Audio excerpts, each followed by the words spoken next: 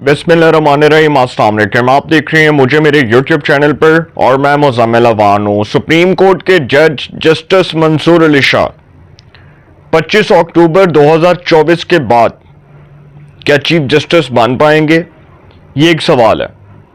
अच्छा, ये सवाल इसके ऊपर सोशल मीडिया भरा पड़ा है।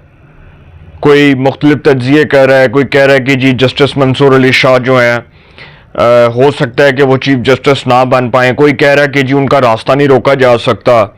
कोई कह रहा है कि जी जो आईनी पैकेज, जो जुडिशल पैकेज आ रहा है, उससे शायद जस्टिस मंसूर अली शाह जो हैं वो चीफ जस्टिस ना बन पाए। हर तरह से तज्ज़िये तबसरे हो रहे हैं, हर तरह से जो है वो रूमर्स गर्दिश कर रहे हैं। और कभी कोई खबर आ जाती है, कभी सोशल मीडिया पर आ जाता है कि जी जस्टिस मंसूर अली शाह जो हैं वो चीफ जस्टिस बनने जा रहे हैं। अच्छा, अब एक नया रोला पड़ गया है, फड्डा पड़ा है, और वो फड्डा ये है कि जी कुछ हमायती लोग जो हैं जस्टिस मंसूर अली शाह के, जो तहरीक इंसाफ के अंदर पाए जाते हैं, वो कहते हैं कि जी जस्टिस मंसूर अली शाह का नोटिफिकेशन जारी किया जाए, जस्टिस मंसूर अली शाह का नोटिफिकेशन जारी किया जाए। जस्टिस मंसूर अली शाह का नोटिफिकेशन जारी तब करेगी हुकूमत जब हुकूमत समझेगी कि अब वक्त आ गया जस्टिस मंसूर अली शाह का बतौर chief justice of Pakistan notification जारी कर दिया जाए। अभी तो एक नई बहस ये छिड़ गई है कि जो पार्लियामेंट का मुश्तरका इजलास होना था, जो पहले एक डेट दी गई कि जी हम इस डेट को पार्लियामेंट का इजलास बुलाएंगे, फिर 28 अगस्त पार्लियामेंट का इजलास बुलाने का फैसला किया गया। अब ये डेट एक्सटेंड हो गई है। उसकी कुछ रीजंस हैं। वो रीजंस ये हैं कि एक तो पहली बात है, जो कुछ अरकान असेंबली हैं वो ज़ाती मसरूफियात की वजह से पार्लियामेंट के इजलास में शिरकत नहीं कर सके। दूसरा, जो वफाकी वजीर हैं, फेडरल मिनिस्टर हैं राना तनवीर साहब, उनके भाई राना अफजाल जो भी हाल ही में ज़िमनी इंतखाबात में मुस्लिम लीग नवाज के टिकट पर MPA बने थे शेखुपुरा से, उनकी वफात हुई और उसके बाद कुछ अरकान असेंबली वहाँ पर भी जा रहे हैं, तो लिहाजा थोड़ा टाइम लगेगा। लेकिन पार्लियामेंट का इजलास चूँकि ये खबर आई कि अगले हफ्ते बुलाने का फैसला किया गया, आइंदा हफ्ते पार्लियामेंट का इजलास होगा, तो सर उसमें जो बड़ी इंपॉर्टेंट खबर है वो मैं आपके सामने रख रहा हूँ। पार्लियामेंट के इजलास में ये फैसला किया गया है कि जजेस से मुतल्लिक तरमीम पेश होगी, जजेस से मुतल्लिक कानून साजी करने का फैसला किया गया, जजेस की तादाद बढ़ाने से मुतल्लिक भी एक फैसला हुआ है, वो खबर भी मैं आपके सामने रखूंगा। और एक और खबर ये रखूंगा कि वो कौन से जजेस हैं जो इस्तीफा देने की तैयारी कर रहे हैं, क्योंकि एक खबर ये भी आ रही है कि कुछ जजेस ने मुस्ताफ़ी होने का फैसला कर लिया, कुछ जजेस ने अपना रिज़ाइन लिख दिया, और वो किस सूरत में लिखा है उसके ऊपर भी बात करूंगा। देखें, जस्टिस मंसूर अली शाह जो हैं बड़े काबिल एहतराम जज हैं, बड़े आइन पसंद जज हैं और बड़े डिग्निटी वाले जज हैं। लेकिन जस्टिस मंसूर अली शाह शायद इस वक्त हुकूमत की गुड बुक्स में नहीं है। उसकी कुछ रीजंस हैं, उसकी कुछ वजूहात हैं। रिजर्व सीट से मुतल्लिक जो सुप्रीम कोर्ट का फैसला है वो जस्टिस मंसूर अली शाह की बाहमी रजामंदी से जुड़ा हुआ है, जिसमें यह फैसला हुआ कि सुन्नी इत्तेहाद काउंसिल की पिटिशन के ऊपर तहरीक इंसाफ को मखसूस नशिस्तें दे दी जाएं। उस फैसले पर हुकूमती और जो है वो दीगर जो हमारे लोग हैं उन्होंने सख्त नापसंदीदगी का इजहार किया, और इस फैसले से सियासी और अस्करी हुकाम में भी मायूसी पाई जाती है। क्योंकि देखें ना, जब पिटिशन सुन्नी इत्तेहाद काउंसिल की और फैसला PTI के हक में आएगा तो सर फिर सवालात उठेंगे। इस फैसले पर हुकूमत ने, इदारों ने सख्त मायूसी का इजहार किया, क्योंकि हुकूमत को एक धचका तो लगा, डैमेज तो हुआ कि उनके पास 2/3 मेजॉरिटी नहीं रही, 2/3 अक्सरियत नहीं रही। 2/3 मेजॉरिटी से वो आइन में तरमीम नहीं कर सकते, ठीक है, कॉन्स्टिट्यूशन में वो अमेंडमेंट नहीं कर सकते। अब 2/3 मेजॉरिटी के लिए हुकूमत के पास ऑप्शंस के हैं कि वो JUI को मिला ले, और वो 41 आज़ाद उम्मीदवार जिन्होंने अभी तक डिक्लेरेशन, जिन्होंने अभी तक वो जमा नहीं करवाया, वो फॉर्म सबमिट नहीं करवाया, जो आज़ाद डिक्लेयर हुए हैं, उनको हुकूमत में ला ले, और JUI के अरकान को हुकूमत में ला ले, तो हुकूमत पार्लियामेंट के अंदर 2/3 मेजॉरिटी आसानी गेन कर सकती है। ये कहना तो बहुत आसान है, करना बहुत मुश्किल है, लेकिन सर करवाने वाले कर सकते हैं।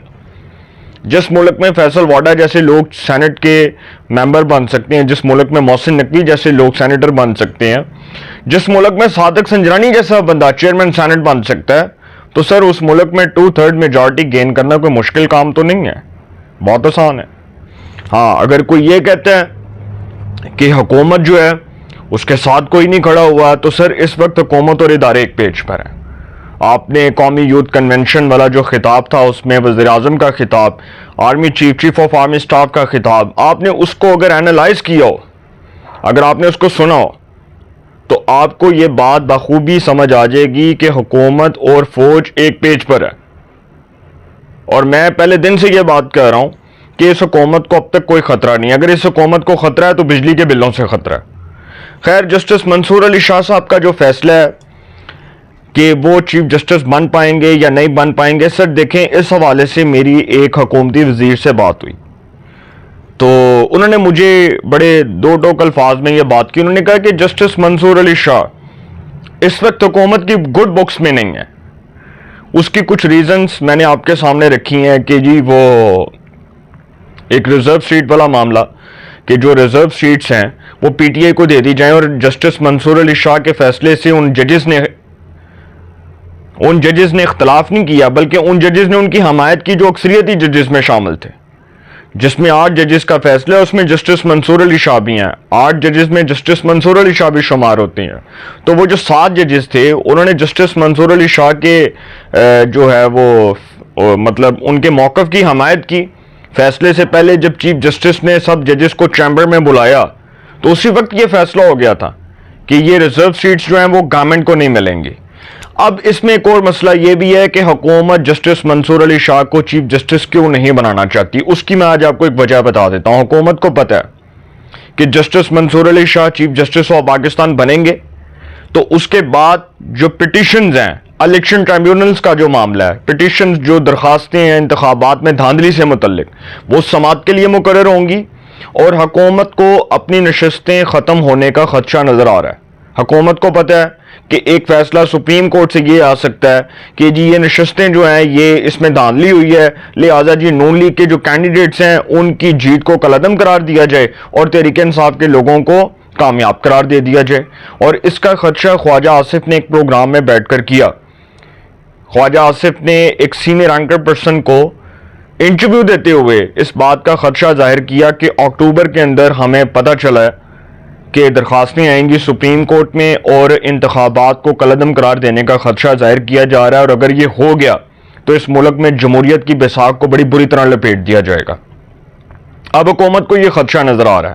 پھر حکومت کو یہ بھی پتہ ہے کہ جسٹس منصور علی شاہ, حکومت کے پاس 2 آپشنز ہیں کہ ایک تو جو سرکاری ملازمین کی مدت ملازمت جس کو ایکسٹینڈ کیا جائے گا, اگر وہ ایکسٹینڈ ہو جاتا ہے معاملہ, حکومت 2/3 میجارٹی پارلیمنٹ میں گین کر لیتی ہے, ادھر سے بندے پکڑے, وہ جو آزاد ہیں ان میں سے تو حکومت لے سکتی ہے نا, کوئی 10-12 اگر اس میں سے آ جاتے ہیں, جمعیت علماء اسلام کی 7 نشستیں ہیں, اس میں سے 6-7 ووٹ ادھر سے آ جاتے ہیں, تو حکومت کو 12-13 ووٹ چاہیے. تو اگر 20 ووٹ بھی حکومت لے لیتی ہے تو یہ بہت بڑی کامیابی ہوگی. اور یہ تو ظاہر ہو گیا نا کہ نور عالم خان جو ججز سے متعلق ترمیم پیش کرنے جا رہے ہیں ان کی دوہری شہریت سے متعلق, اٹ مینس کہ جے یو آئی حکومت کے ساتھ بیٹھے گی اور حکومت کے ساتھ ووٹنگ میں حصہ لے گی اور حکومت کی حمایت کرے گی. یہ ثابت ہو گیا. یہ اس لیے ثابت ہو گیا کیونکہ جب جسٹس منصور علی شاہ کی خبریں آ رہی ہیں کہ جی وہ چیف جسٹس آف پاکستان بن سکیں گے یا نہیں بن سکیں گے, تو ان حالات میں ایک سب سے بڑا جو ڈیمیج ہو رہا ہے وہ یہ ہو رہا ہے کہ اگر کوئی یہ سمجھتا ہے, کچھ لوگوں کو یہ لگ رہا ہے, کچھ لوگوں کو یہ گمان ہے کہ اگر حکومت جو ہے وہ جسٹس منصور علی شاہ کو چیف جسٹس آف پاکستان نہیں بناتی تو حکومت جو ہے وہ بڑی بری طرح پھنس جائے گی. تو سر اگر حکومت آئین میں ترمیم کر کے حکومت وہ بل جو ہے وہ پارلیمنٹ میں پیش کر دیتی ہے, سینٹ آف پاکستان میں کر دیتی ہے, صدر مملکت کے پاس وہ بل جاتا ہے, صدر اس پر سائن کرتے ہیں, وہ بل پاس ہو جاتا ہے, تو پھر اس کا مطلب کہ سرکاری ملازمین کی جو مدت ملازمت ہے وہ آلریڈی ایکسٹینڈ ہو جائے گی. ایکسٹینشن کی تو نوبت ہی نہیں آئے گی. یہ جو ہمارے کچھ دوست یہ بیٹھ کر ٹی وی پہ تجزیہ تبصرے کر رہے ہیں, ایکسٹینشن کا تو اس میں نام ہی نہیں ہے. جب سرکاری ملازمین کی مدت ملازمت آلریڈی 3 سال ایکسٹینڈ ہو جائے گی تو پھر سر اس کو ہم ایکسٹینشن تو نہیں کہیں گے, ان کی جو میعاد ہے وہ آگے بڑھ جائے گی, مزید بڑھ جائے گی. اس سے ہمیں ایک فائدہ ہوگا کہ جو ہم پینشنز دیتے ہیں ہزاروں کی تعداد میں جو پینشنرز ہیں جن کو ہم پینشنز ادا کرتے ہیں، اس میں ایک سب سے بڑا بینیفٹ یہ ہوگا کہ ہمارے پر پینشنز کا بوجھ نہیں ہوگا، ہمارا خزانہ جو ہے اس پر ایک بوجھ نہیں ہوگا۔ ایسے تو یہ ہوتا ہے نا کہ یار ایک بندہ اگر 60 میں ریٹائر ہوا ہے تو 60 میں ریٹائر ہونے کے بعد اس کی جو پینشن ہے وہ بھی حکومت نے ادا کرنی ہے، ٹھیک ہے۔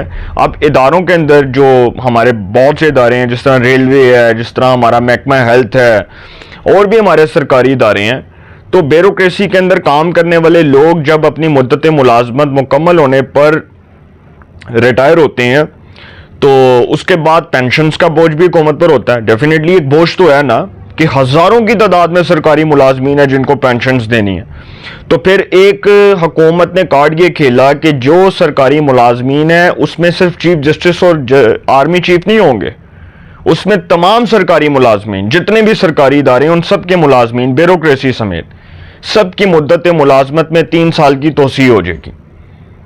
تو پھر سر پینشنز کا بوجھ نہیں ہوگا، کیونکہ اب جس نے 60 میں ریٹائر ہونا ہے وہ 63 میں ہوگا، جس نے 65 میں ہونا ہے وہ 68 میں ہوگا، تو ہمارے پر یہ بوجھ نہیں ہوگا۔